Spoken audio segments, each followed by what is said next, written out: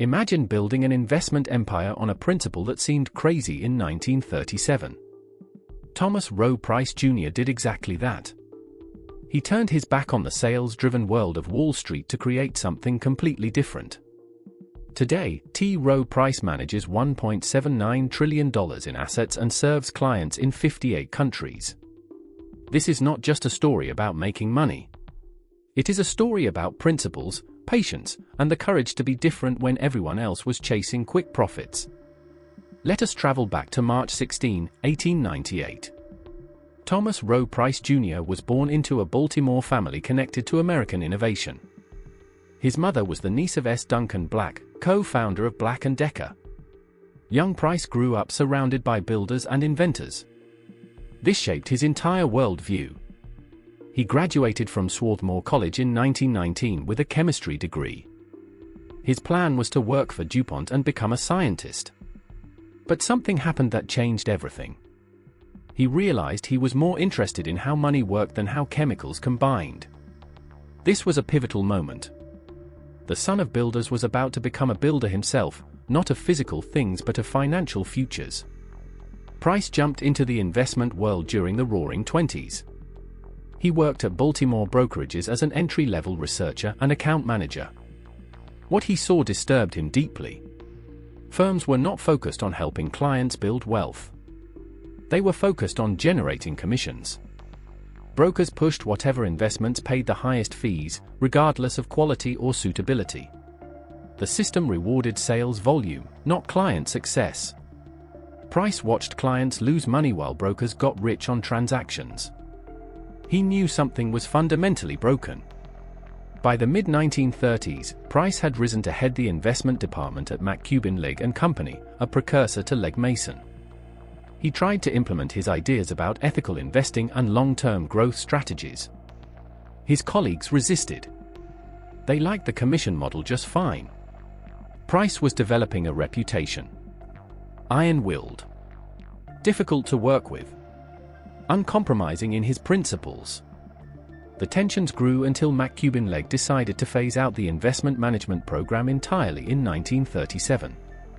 This could have been the end of the story. Instead, it was the beginning. Price refused to compromise his vision. If the industry would not change, he would start his own firm and do it right. On a warm Baltimore day in 1937, Thomas Rowe Price Jr. opened the doors of his new company at 10 Light Street. He was 39 years old. The world was still recovering from the Great Depression. Starting an investment firm seemed like terrible timing. But Price had 3 colleagues who believed in his vision enough to leave McCubbin Legg with him. Marie Wolper, Isabella Craig, Walter Kidd, and Charles Schaefer became the original associates. Together, they founded T. Rowe Price & Associates with approximately $100,000 in capital. That is about $2.1 million in today's money. The firm was different from day one in 3 revolutionary ways. First, Price charged fees based on assets under management, not sales commissions.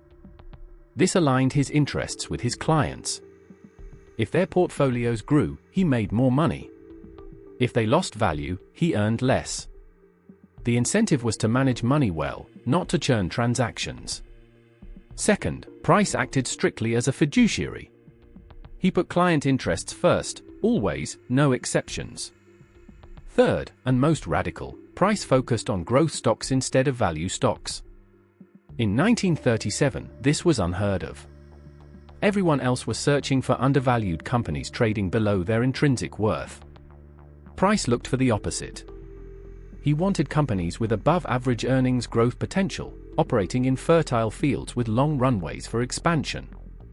He believed great companies could deliver returns that far exceeded the broader economy over time. His colleagues thought he was crazy. History would prove him a genius. The firm almost did not survive its first decade.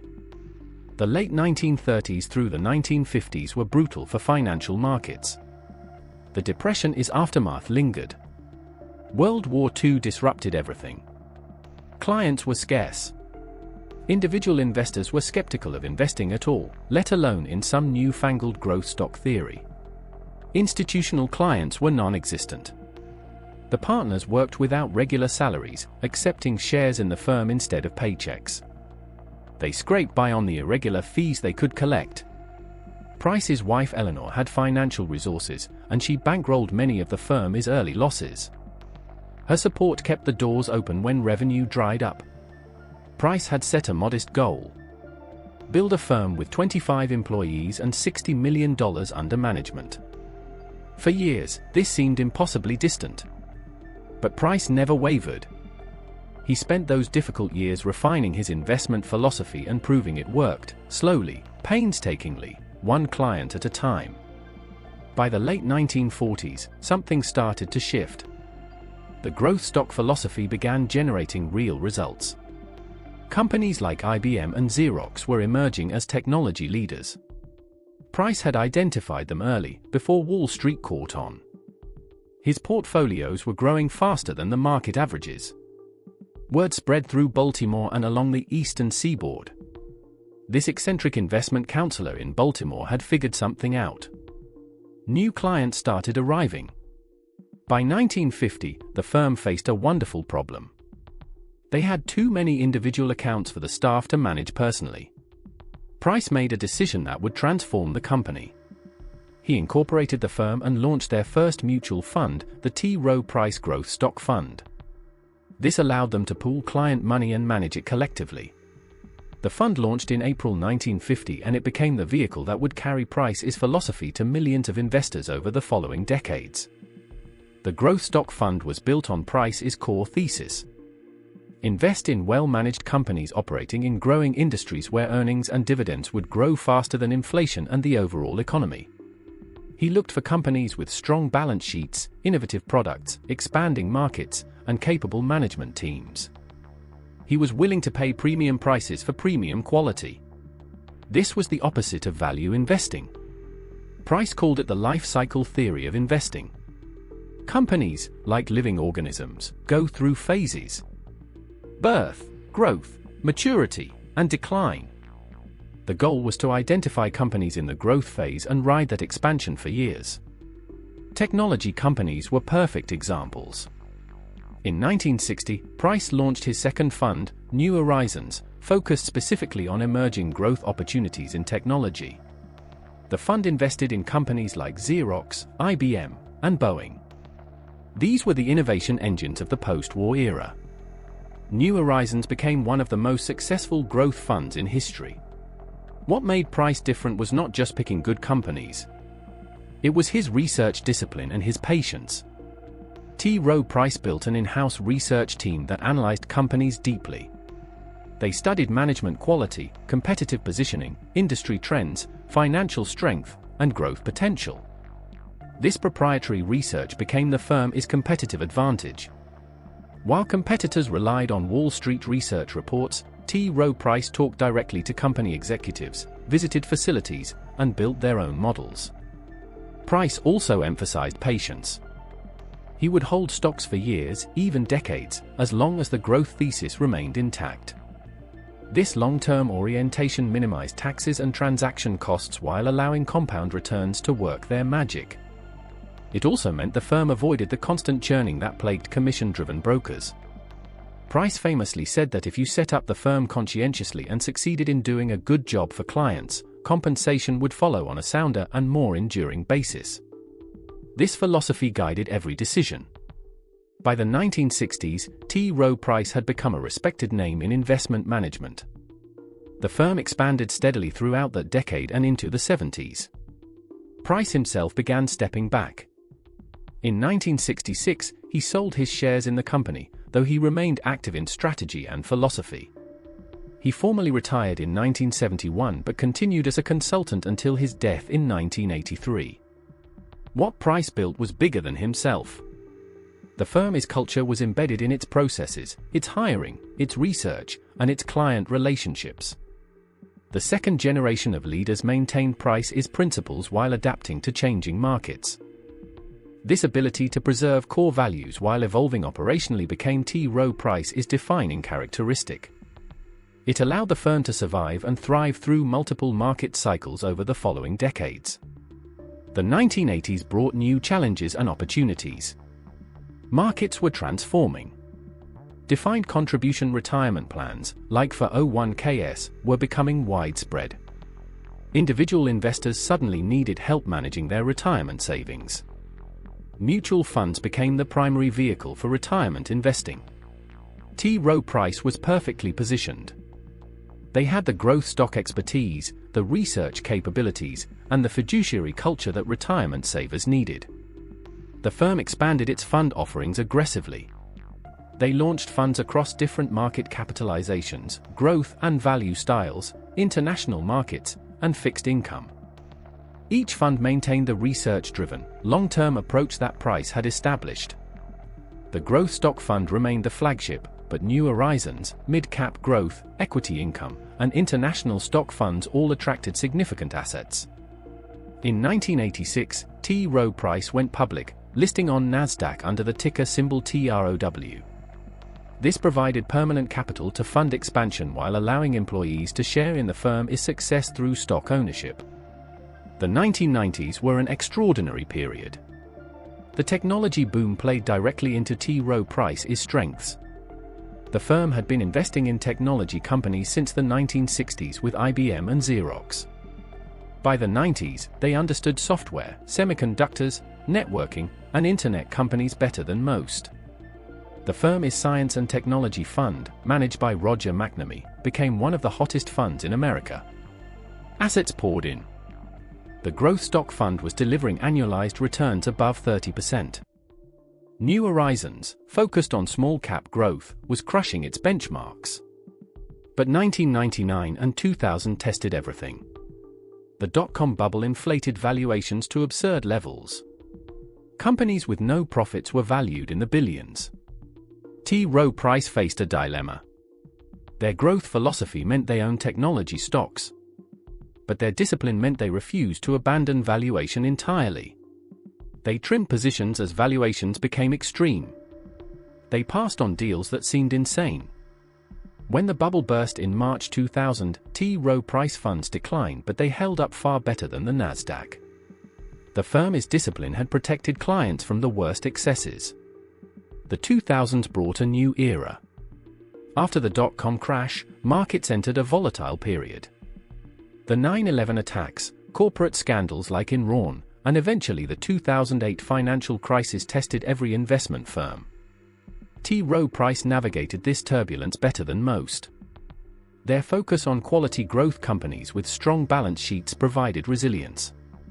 While the firm's funds declined in 2008, they avoided the catastrophic losses that hit firms overexposed to financials or real estate. The recovery was strong. By 2010, T. Rowe Price had $400 billion under management. The firm had also innovated in a crucial area. In 2002, T. Rowe Price pioneered target date retirement funds. These funds automatically adjust their asset allocation as investors approach retirement, becoming more conservative over time. The concept was brilliant in its simplicity.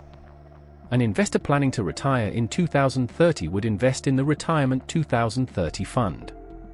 The fund would start aggressive, heavy in stocks, then gradually shift toward bonds as 2030 approached. This solved a massive problem for retirement savers who did not know how to rebalance their portfolios over time. Target date funds became enormously successful. They are now the default option in most 401k plans. T. Rowe Price's early entry gave them a significant market share. By 2025, retirement assets represented 45% of the firm's total assets under management. This was strategic genius. Retirement assets are sticky. People contribute regularly through payroll deductions and rarely switch providers. This created a stable asset base even during market volatility. The firm expanded globally during this period as well. They opened offices in Europe, Asia, Australia, and the Middle East. In 2010, T. Rowe Price bought a significant stake in Unit Trust of India, one of India's largest mutual fund companies. By 2019, T. Rowe Price had assets in 55 countries and revenues of $6.48 billion. The firm ranked number 537 on the Fortune 1000 list of largest U.S. companies. T. Rowe Price's investment philosophy remained remarkably consistent across these decades. The core principles that Thomas Rowe Price Jr. established in the 1930s still guided decisions in the 2020s. First, invest in companies with sustainable growth advantages. Look for businesses with strong competitive positions, innovative products, expanding markets, and excellent management. Second, conduct deep proprietary research. Do not rely on Wall Street consensus. Build your own models, visit companies, talk to management, and develop independent views. Third, maintain a long-term perspective. Think in years and decades, not quarters. Be willing to hold great companies through temporary setbacks. Fourth, stay diversified. No single investment should dominate the portfolio. Fifth, act as a fiduciary. Put client interests first, always. The firm's culture reinforced these principles. T. Rowe Price hired curious, analytical people who loved research and hated hype. The firm cultivated a collaborative environment where analysts shared ideas and challenged each other. There was no cult of personality around star managers. Instead, the firm emphasized teamwork and institutional knowledge. Investment decisions went through rigorous debate. Portfolio managers had to defend their ideas to colleagues who asked tough questions. This process improved decision quality and prevented emotional or impulsive moves. The firm also maintained strict discipline around valuations. No matter how excited they were about a company, they would not pay any price. Every investment required a margin of safety, some buffer between price paid and intrinsic value. This discipline prevented many disasters over the years. T. Rowe Price's logo, introduced in 1983, captured this philosophy perfectly. The firm chose a bighorn sheep as its symbol, affectionately called Trusty. The explanation was simple. Known for its sure-footed agility and sharp vision, the bighorn sheep's ability to navigate challenging terrain with purpose and independence is an apt reflection of T. Rowe Price's mission and positioning. The sheep symbolized exactly what the firm aspired to be. Agile enough to adapt to changing markets. Sharp-eyed enough to see opportunities others missed. Sure-footed enough to navigate volatility without panic. Independent enough to think differently from the herd. That logo appeared on every fund prospectus, every investor statement, every office wall. It was a daily reminder of what the firm stood for. By 2020, T. Rowe Price managed $1.73 trillion. The Growth Stock Fund, launched in 1950, had grown to over $50 billion in assets. The firm employed more than 7,000 people globally. Leadership had transitioned multiple times since Thomas Rowe Price Jr.'s death in 1983, but the culture remained intact. Robert Sharps became CEO in 2021 after joining the firm in 1997 as an equity analyst. This internal succession pattern was typical. T. Rowe Price promoted from within, ensuring cultural continuity. New leaders had spent decades absorbing the firm's values before taking top roles. This prevented the abrupt strategy shifts that plagued firms when outsiders took over. The firm faced significant challenges in the 2020s. The investment industry was being transformed by passive investing. Index funds and exchange-traded funds, or ETFs, offered rock-bottom fees and guaranteed market returns. Investors increasingly questioned whether active management was worth the higher fees. T. Rowe Price's expense ratios ranged from 0.5 to 1.0% annually. Vanguard index funds charged 0.03%. The fee difference compounded dramatically over decades. T. Rowe Price argued that skilled active management could add enough value to justify higher fees. Their track record supported this claim. 62% of their mutual funds with 10-year track records beat their peer group averages through 2025. But skepticism remained.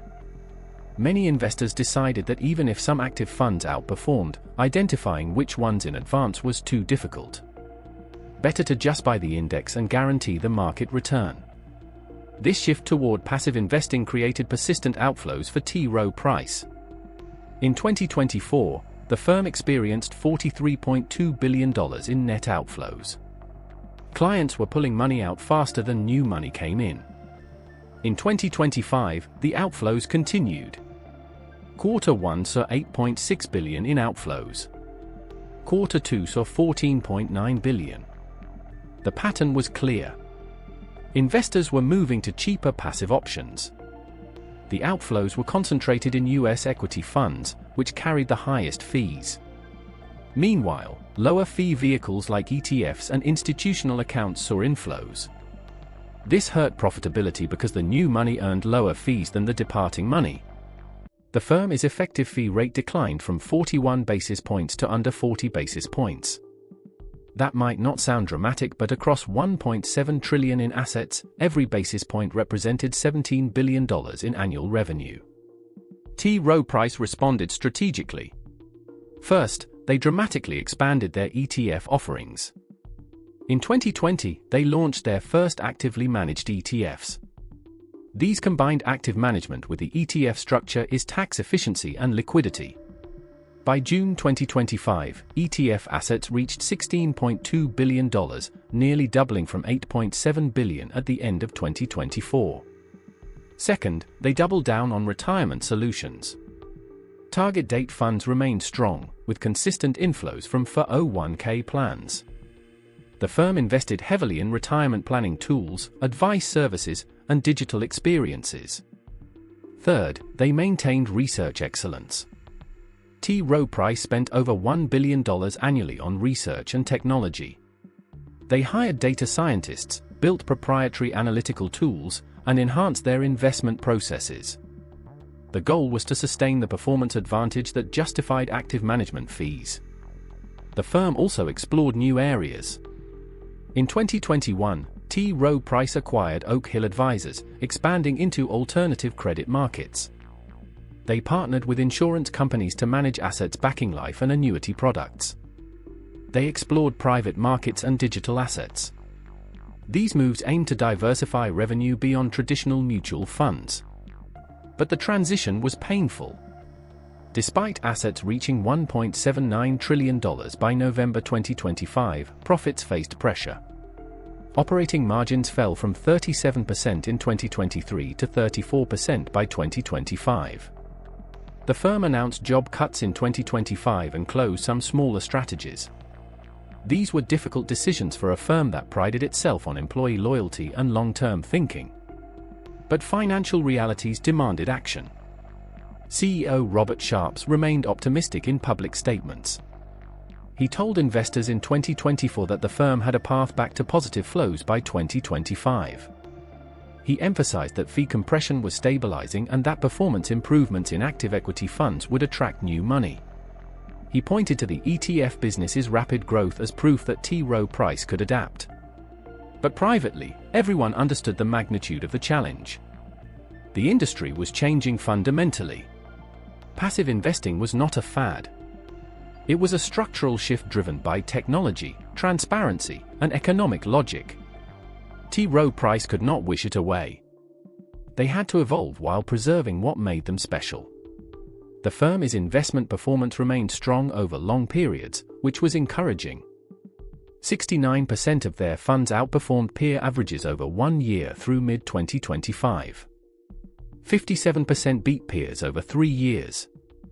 62% beat peers over 10 years. The long-term track record vindicated the firm's approach. But short-term performance told a more complicated story. Only 22% of T. Rowe Price funds beat passive index alternatives over 1 year. In a world where investors increasingly compared active funds to passive benchmarks rather than other active funds, this was a problem. The firm's overweight position in US equities and growth stocks hurt performance during periods when value stocks or international markets outperformed. Portfolio managers had to balance conviction in their views with the reality that underperformance drove outflows that hurt the entire firm. The question facing T. Rowe Price in 2026 was existential. Could an active management firm built on Thomas Rowe Price Jr.'s principles survive in a passive-dominated world? Or would market forces inevitably grind down margins, shrink assets, and force consolidation or retreat? The firm's leaders believed the answer was yes, but success required evolution. They needed to demonstrate that active management added value net of fees. They needed to embrace new structures like ETFs while maintaining research quality. They needed to control costs without sacrificing talent or culture. And they needed to communicate their value proposition clearly to a skeptical market. What gave T. Rowe Price hope was their heritage. They had survived the Great Depression, World War II, the 1970s stagflation, the dot-com crash, the 2008 financial crisis, and multiple market cycles. Each time, the firm's principles had guided them through. They had never abandoned quality for fads. They had never chased returns recklessly. They had never compromised their fiduciary duty. This discipline had built trust with clients over decades. That trust was T. Rowe Price's most valuable asset, more valuable than any individual investment strategy or product. If they preserved that trust while adapting their business model, they could endure this transition too. There is a lesson in the T. Rowe Price story that transcends investing. It is about the power of principles when they are genuine, not just marketing slogans. Thomas Rowe Price Jr. built his firm on a simple idea. If you do right by clients, success follows. That meant aligning incentives through asset-based fees. It meant acting as a fiduciary. It meant investing for the long term in quality companies. It meant patience, discipline, and independence.